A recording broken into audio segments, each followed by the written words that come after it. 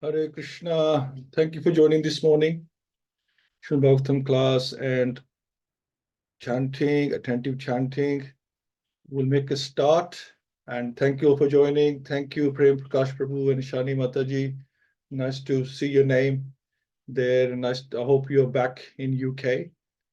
So nice that you could join today. Hare Krishna.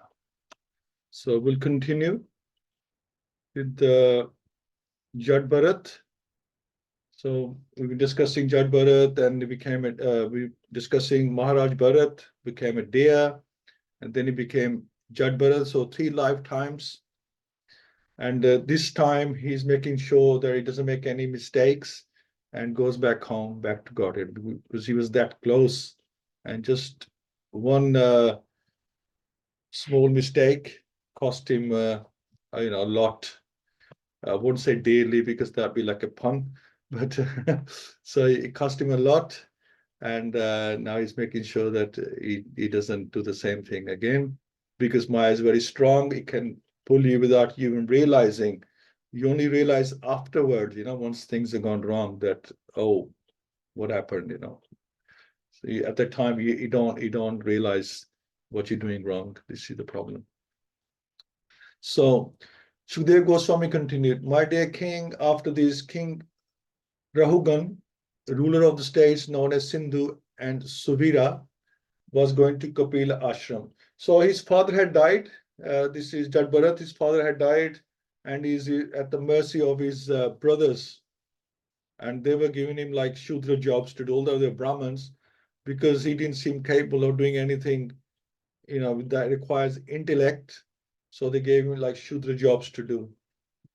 Now, when the king's chief palanquin carriers reached the banks of the river Ikshumati, they needed another carrier. Therefore, they began searching for someone, and by chance, they came upon Jada Bharata. They considered the fact that Jada Bharata was very young and strong and had firm limbs. Like cows and asses, he was quite fit to carry loads. Thinking in this way, although the great soul Jada Bharata was unfit for such work, they nonetheless unhesitatingly forced him to carry the palanquin. Om Namo Bhagavate Vasudevaya. Om Namo Bhagavate Vasudevaya. Om Namo Bhagavate Vasudevaya. Mukham Kroti Vachalam Phangum Lam Yate Grim Yat Kripa Tabham Vandeshi Guru Din Taranam Pramanandam Asmam Shri Chaitanya Ishram Hari Om Tassat Narayanam Namaskritya Naram Cheva Narotamam Devim Saraswatim Vyasam Tato Jayam Udiriyat Nashta Preshav Abdareshu Nityam Bhagavat Sevya Bhagavati Uttam Shloke Bhakti Bhavati Nestiki. The palanquin, however, was very erratically carried by Jada Bharata due to his sense of non-violence. As he stepped forward, he checked before him every 3 feet to see whether he was about to step on ants. Consequently, he could not keep pace with the other carriers. Due to this, palanquin was shaking, and King Rahugana immediately asked the carriers, why are you carrying this palanquin unevenly? Better carry it properly. So it shows that Jada Bharata, he did what he did. He was fearless. He didn't worry about the consequences of anything. He did what he always thought was right. Now, although Jada Bharata was forced to carry the palanquin, he did not give up his sympathetic feelings towards the poor ants passing on the road. A devotee of the Lord does not forget his devotional service and other favorable activities, even when he's in a most distressful condition. Jada Bharata was a qualified Brahmin, highly elevated in spiritual knowledge, yet he was forced to carry the palanquin. He did not mind this, but while walking on the road, he could not forget his duty to avoid killing even an ant. So Vaishnav never forgets his duty, in other words. A Vaishnav is never envious or unnecessarily violent. There were many ants on the path, but Jada Bharata took care by looking ahead 3 feet. When the ants were no longer in his way, he would place his foot on the ground A Vaishnava is always very kind at heart to all living entities. In his Sankhya Yoga, Lord Kapil Dev explains, Surda Sarva Dehina, living entity assume different bodily forms. Those who are not Vaishnavas consider only human society worthy of their sympathy, but Krishna claims to be the supreme father of all life forms, not just human beings, of all life forms.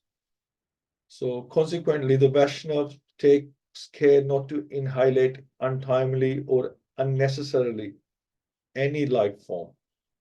All living entities have to fulfill a certain duration for being encaged in a particular type of material body.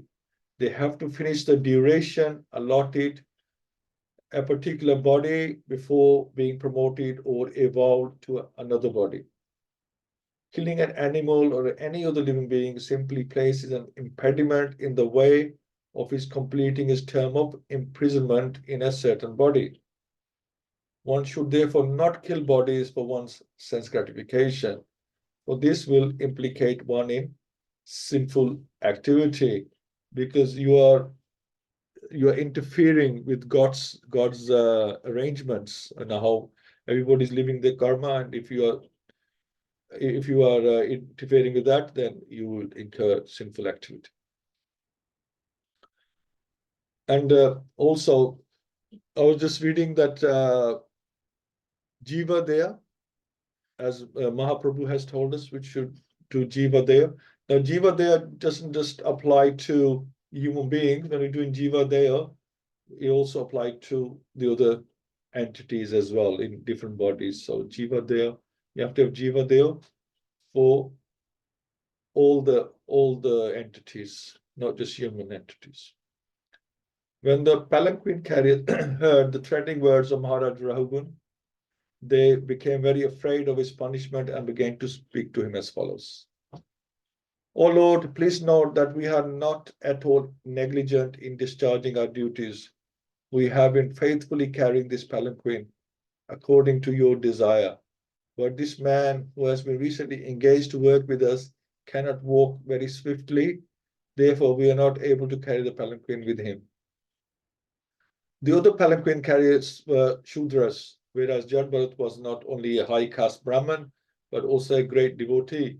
Shudras don't sympathize with other living beings, but a Vaishnava cannot act like a Shudra. Whenever a Shudra and a Brahman Vaishnava are combined, there will certainly be imbalance in the execution of duties. The Shudras were walking with the palanquin without at all caring for the ants on the ground, but Jada Bharata could not act like a Shudra, and therefore difficulty arose. So it's better that everybody is a Vaishnav, whether they're Shudras or Brahmins or Kshatriyas or Vaishyas. If they're all Vaishnavs, then they are on an equal level. The mentality is on an equal level.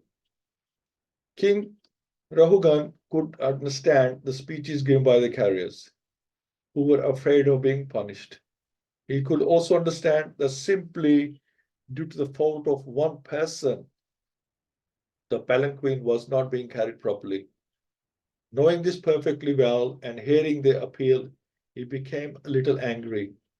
Although he was very advanced in political science and was very experienced, his anger arose due to his inborn nature as a king.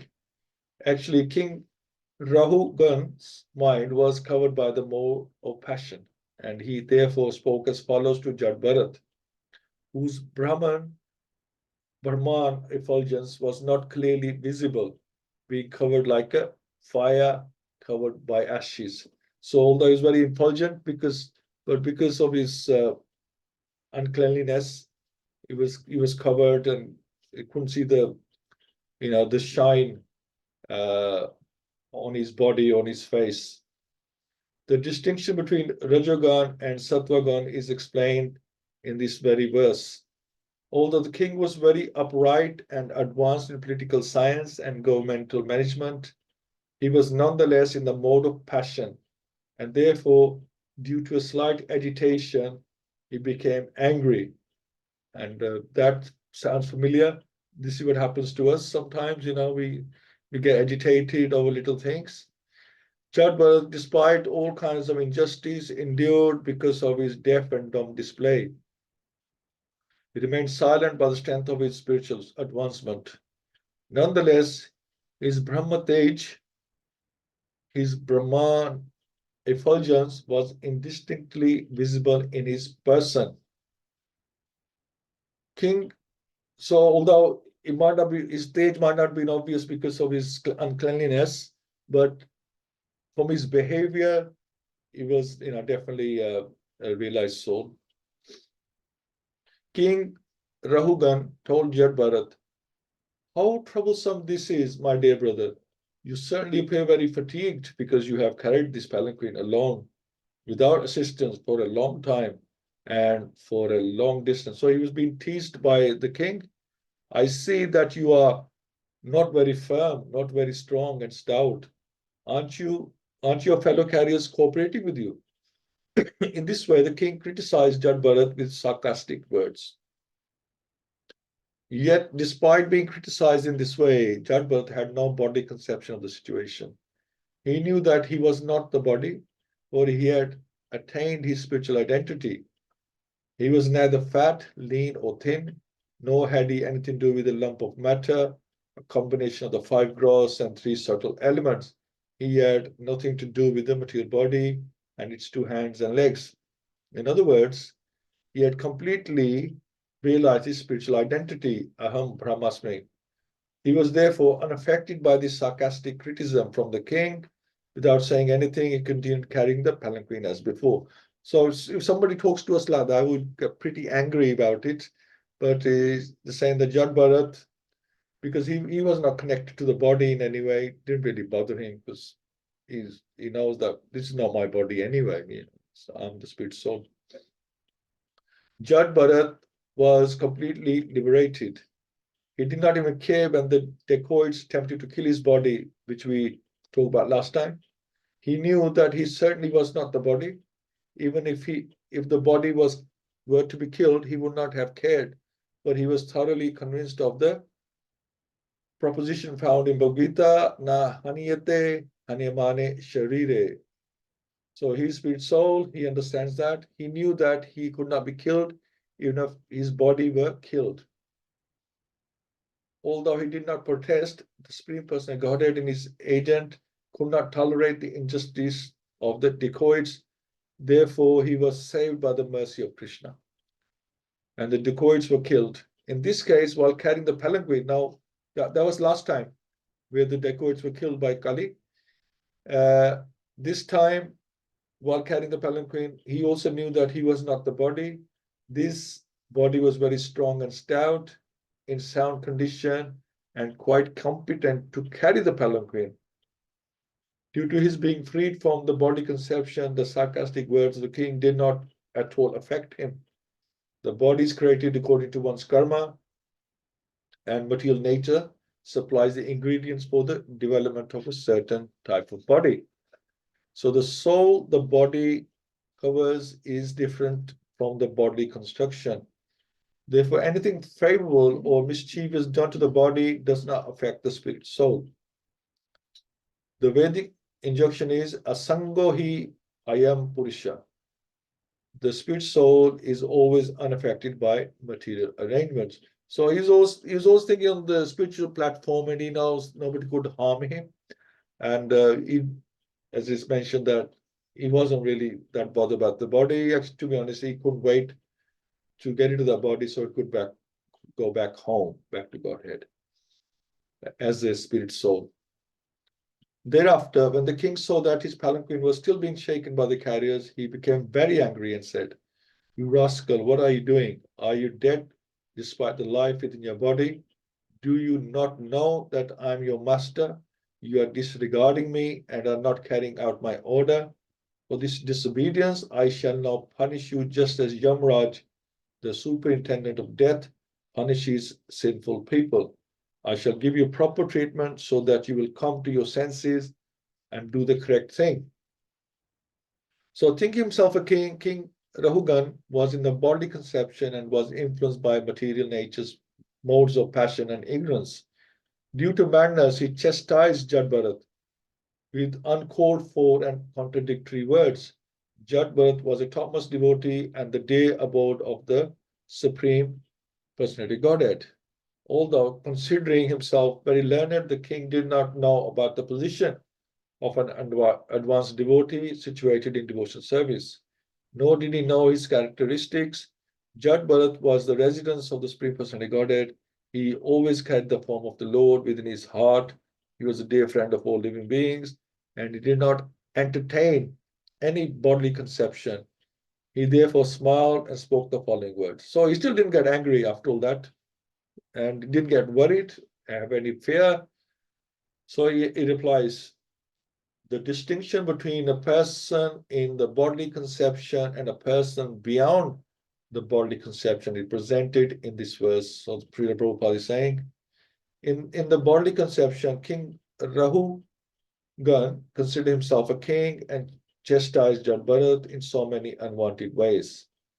Being self-realized, Jada Bharat, who was fully situated on the transit platform, did not at all become angry. Instead, he smiled and began to deliver his teachings to King Rahugan. A highly advanced Vaishnava devotee is a friend to all living entities. Consequently, he is a friend to his enemies also. It's not just anybody, even his enemies. In fact, he does not consider anyone to be his enemy. Surda Sarva Dahinam. Sometimes a Vaishnavas become superficially angry at a non-devotee, but this is good for the non-devotee. We have several examples of this in Vedic literature. Once Narad became angry with the two sons of Kaver, Nalkver and Manigriv, and he chastised them by turning them into trees. But then that was like, this curse was like a mercy to them because he delivered them in the end. The result was that later they were liberated by Lord Shri Krishna. The devotee is situated on the absolute platform. And when he's angry or pleased, there is no difference, for in either case, he bestows his benediction. So if we could think like that in the temple, that somebody who's a higher authority, who is a more exalted devotee, if we get told off by them, you know, usually people leave. When they're told off by someone, they don't bother coming back.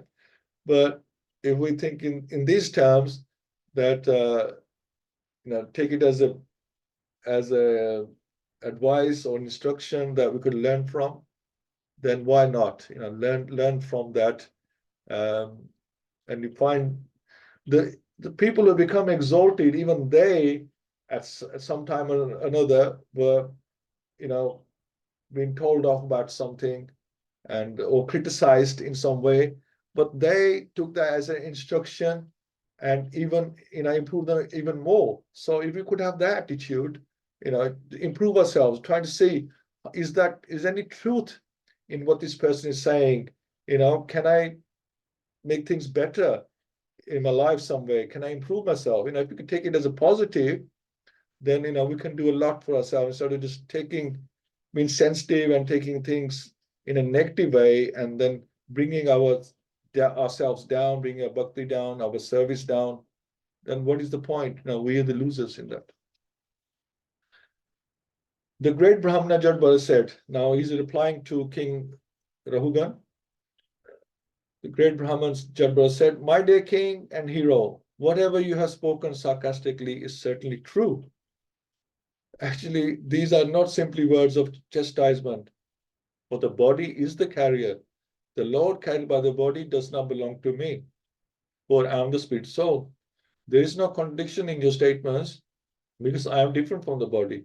I am not the carrier of the palanquin. The body is the carrier.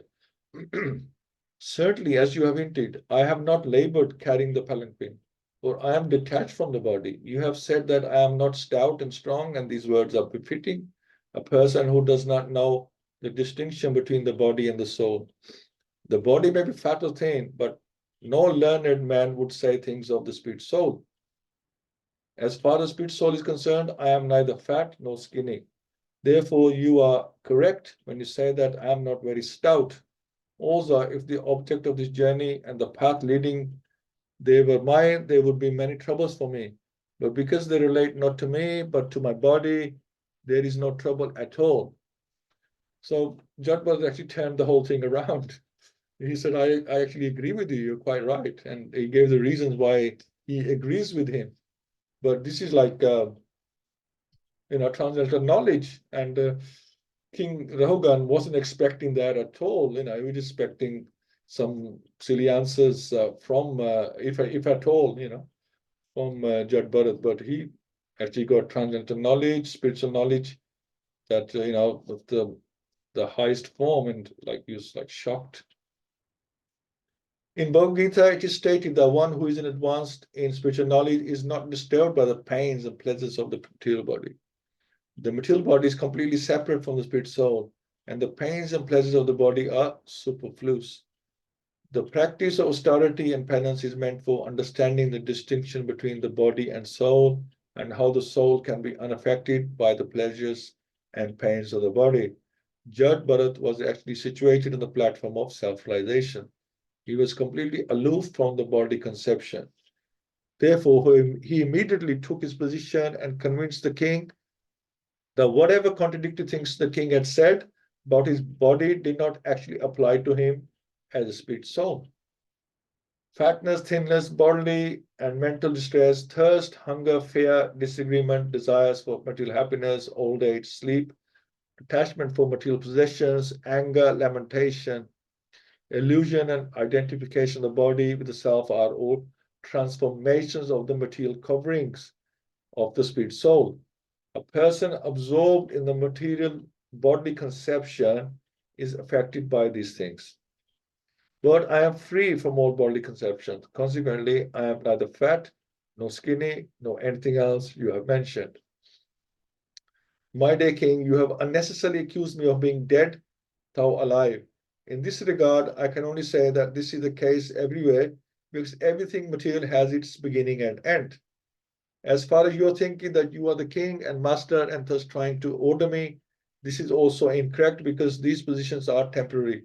Today you are a king and I am a servant, but tomorrow the position may be changed and you may be my servant and I your master. These are temporary circumstances created by providence. This is pretty deep. My dear king, if you still think that you are the king and that I am your servant, you should order me and I should follow your order. I can then say that this differentiation is temporary and it expands only from usage or convention. I don't see another cause in that case. Who is the master? Who is the servant? Everyone is being forced by the laws of material nature. Therefore, no one is master and no one is servant. Nonetheless, if you think that you are the master and that I am the servant, I shall accept this. Please order me. What can I do for you? My dear king, you have said, you rascal, you dull, crazy fellow, I'm going to chastise you, and then you will come to your senses. In this regard, let me say that although I live like a dull, deaf, and a dumb man, I am actually a self-realized person. What will you gain by punishing me? If your calculation is true that I am a madman, then your punishment will be like beating a dead horse. There will be no effect. When a madman is punished, he is not cured of his madness. So, like I said, he wasn't expecting him to come out with all this knowledge and interesting contradictions. So King Rahugan is like very shocked and surprised, and he's amazed of what he's hearing. That all he saw was you know, a palanquin carrier, and is getting this kind of knowledge from him. Um, so anyway, it continues. So this is really interesting. And so I think Hina Mataji said she was listening only. We'll go with Sureshi Mataji. Hare Krishna Mataji.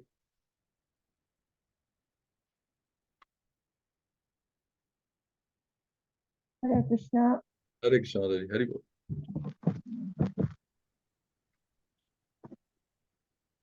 But we get so much knowledge from Jada Bharat. I mean, he's saying so many, giving the answers to Rahugana. Because Jada Bharat I mean, he had the quality of a Brahmana. Yeah. That's why he was speaking like that. He was tolerant, he was very compassionate, and he was humble.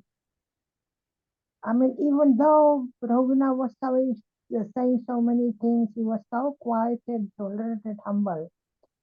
And he had equal vision to all the living entities, just like Krishna says in Bhagavad-Gita, Vidya Abhinay Sampane Brahmane Gavi Hastani, that a sage look everybody, all the living entities the same. And we can see the conversation between Jan Bharat and Rahugana were different. They were talking different according to their material nature. People in this world, when they speak, it is according to the material nature they speak. Jan Bharat's nature was of pure goodness, being a devotee of Supreme Lord. He was calm and compassionate. He didn't mind anything Rahugana was saying to him, but he was giving the appropriate answers. But Rahugana, he is a materialist of passionate and a bit of ignorance as well. He was very angry and he was very sarcastic to Jad Bharat. Jad Bharat was advanced in spiritual knowledge. He knew the difference between body and soul. That's why he didn't mind what Rahugana was saying to him. He was not disturbed by pains or pleasure when he was carrying the palanquin. And so we should, when he's a devotee of Krishna, he's always humble and he's mode of pure goodness. And that's how that he was serving Krishna all the time, his personality of Godhead. It says that we should serve Krishna always.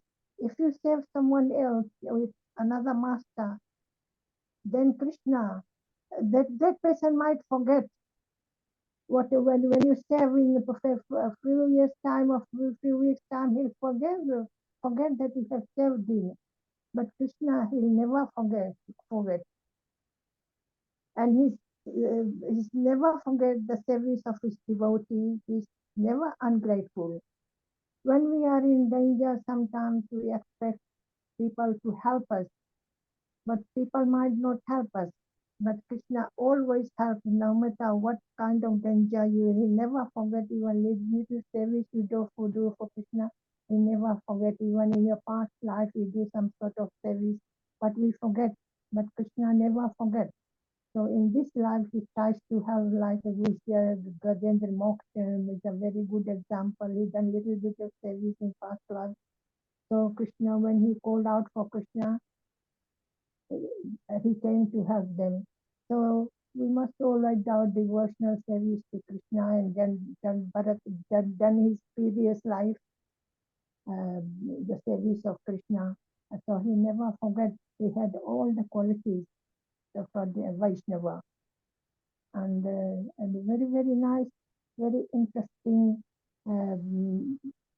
passage we had this morning. And we got a lot of lessons to learn from John Bharat.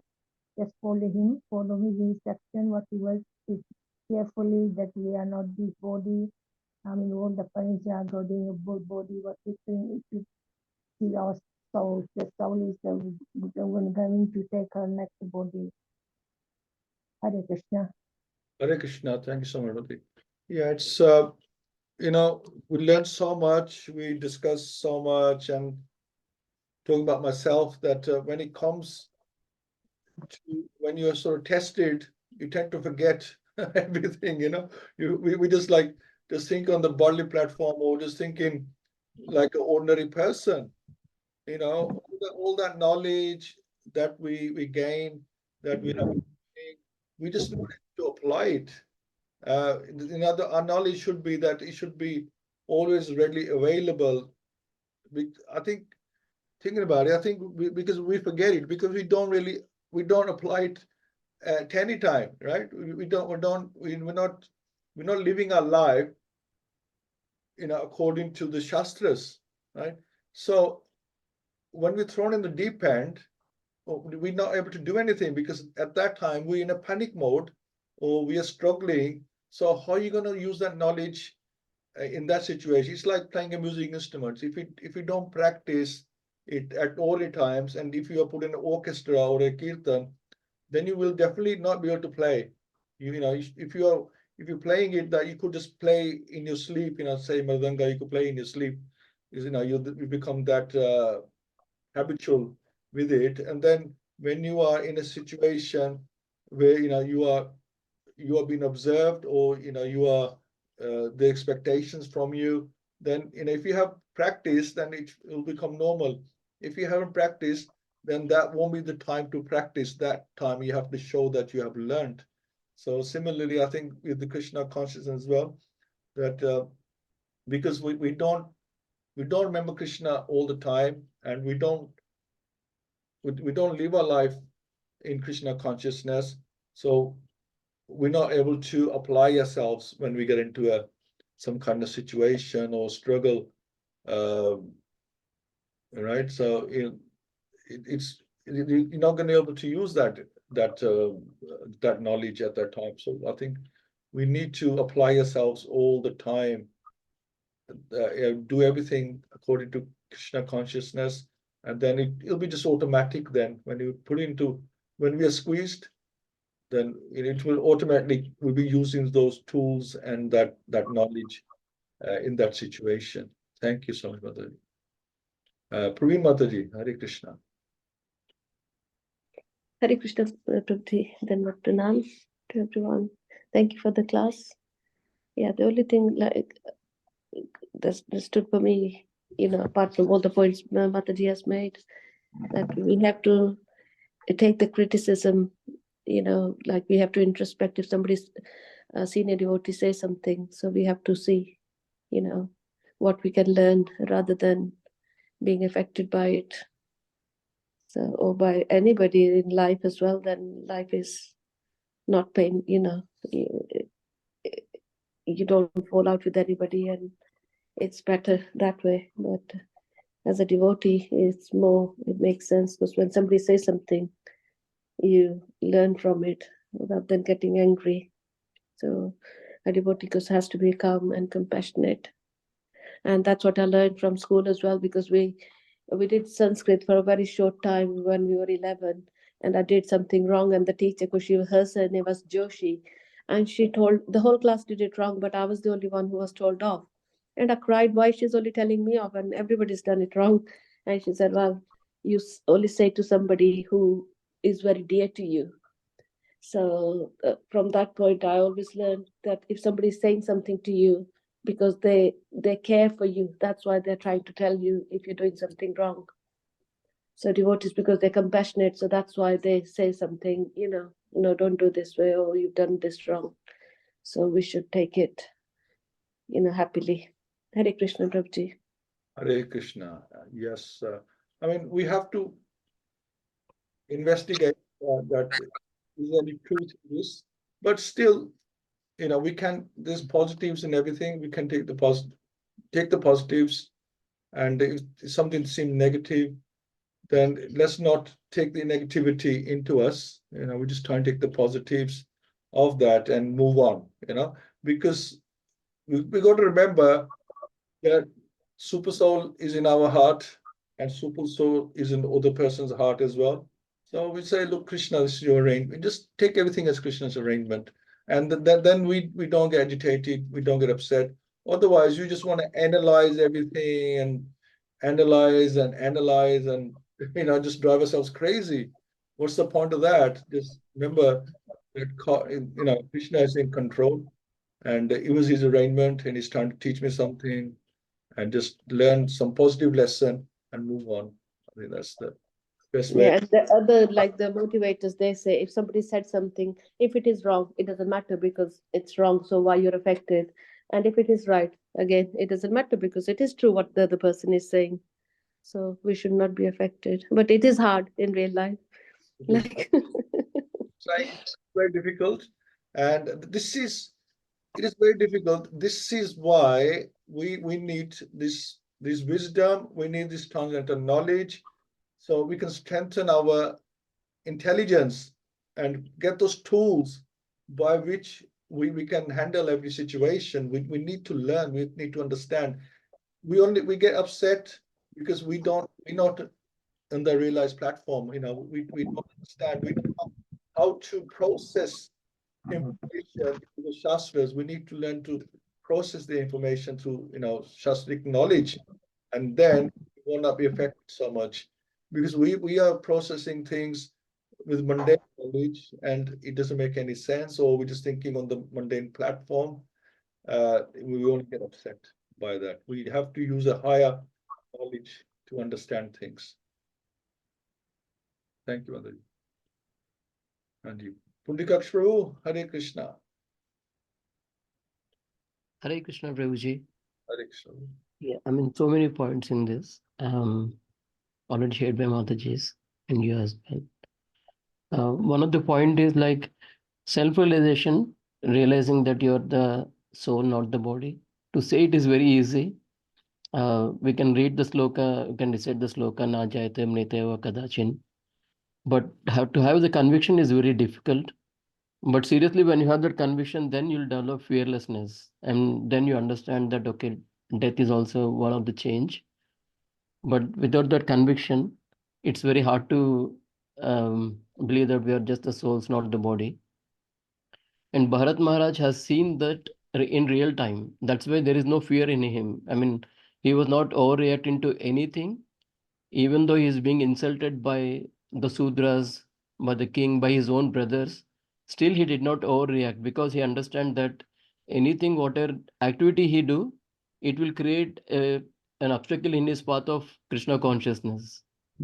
So it is said that like a devotee, even though he is put in a miserable condition, he will not do any activity which will take him away from Krishna consciousness. So I was thinking like when I go to India, I was staying with my family, and they are not doing any chanting as such. But in that case, no, I can get relaxed actually. Okay, now I can skip my chanting for today. Let me do when I go back. But that slight deviation will allow a fall down as well. Like we may lose the interest in doing the chanting as well. So however is the condition, don't miss your activities which will take you away from Krishna consciousness. And Rahugana is very proud, but I thought like as soon as he realized the Bharat Maharaj, he immediately fell on at his feet.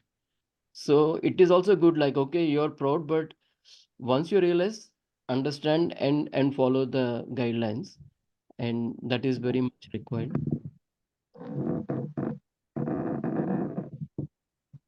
That's it. Like the qualities of a devotee are like no envy, no anger.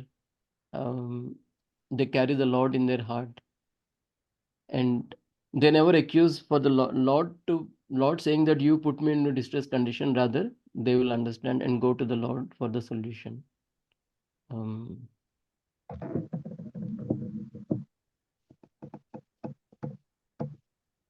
Absolutely, absolutely. Thank you, Prabhu. Very nice. Yes, very good points there. Yes, and you're right. We are a long way from being self-realized, but we can only endeavor.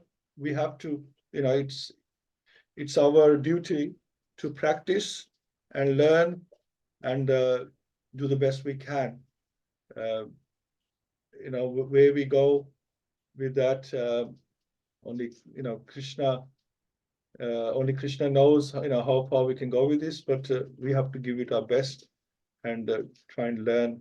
But it's very important to get this, the knowledge, the spiritual knowledge, and then application is very important as well. Not just keep accumulating knowledge, we have to start applying it as well in situations. And if you look at everything in the backdrop of death, as you mentioned, so when you look at things on the backdrop of death, then nothing really is that. We can't really take anything that seriously. Then it's not, it's things this respect and insult and whatever. Everything is just irrelevant on the backdrop of death. We're all going to die. This body is going to be lost, and a lot of people get another body. So it goes on, right? It goes on. So why take this thing that, oh, this body is, we take it so seriously, and we take insults so seriously. We even get popped up with the compliments. It's on the back of death. It's all temporary. Everything is temporary. So really not that important. It's nothing that we shouldn't take things too hard, and just continue and learn and become Krishna conscious. Okay, I don't know if Prem Prakash Prabhu is able to speak. Hare Krishna, Prabhu. Okay, so yeah, I wasn't sure whether only Shani Mata is listening or both listening. That's fine. That's okay. You want to add something today? No? Okay, perfect. Yes, so Jai Prabhu, he's done a nice summary for us, a few summary points. By chance, Jada Bharata happened to be present when additional help was needed to carry the palanquin of King Rahugana. Because Jada Bharata was very careful not to step on ants, it meant the palanquin was carried erratically. The king was disturbed and came out in anger to chastise Jada Bharata.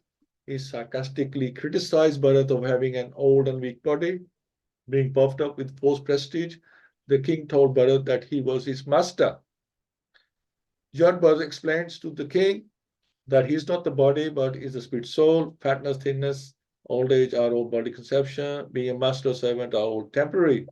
Just like the body is temporary, our situation is also temporary. We can be up here, we can be down there in next life, or the other way around as well.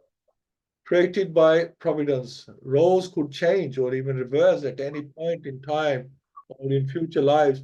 And there's a typical example like people with animals, they say that if you're too much attached to your animal, then you become your master if it's too attached to you, and you will become the animal itself in the next life. So it's like that. The roles can reverse at any time. Whatever you're thinking of too much about, especially, and then you become that. Whatever you think about, most of the time, that's what you become. No one is master within the material world. Everyone is under the control of material nature, which is under the control of Krishna, the ultimate master. Thank you so much. Very nice. So yeah, so this is the situation. So we have to be careful that we don't look at designations. So, oh, I'm this, I'm that, I'm a high caste, low caste, my high position, low position, rich, poor, whichever, any color, I'm this and that. I'm young, old. It's not really that important. Important is, that we follow Krishna's instructions and go back home, back to Godhead. That is eternal. These things are all very temporary, and we should look at them as temporary and not too serious. Just it's not our body, it's an instrument that we have been given to apply. So apply the instrument and become Krishna conscious. So thank you so much. Thank you for joining. Let's do some serious chanting now. Ask Shveshi Mataji first round and Purvi Mataji second round, and let's do some chanting. Namo Om Vishnupadaya Krishna Pasaya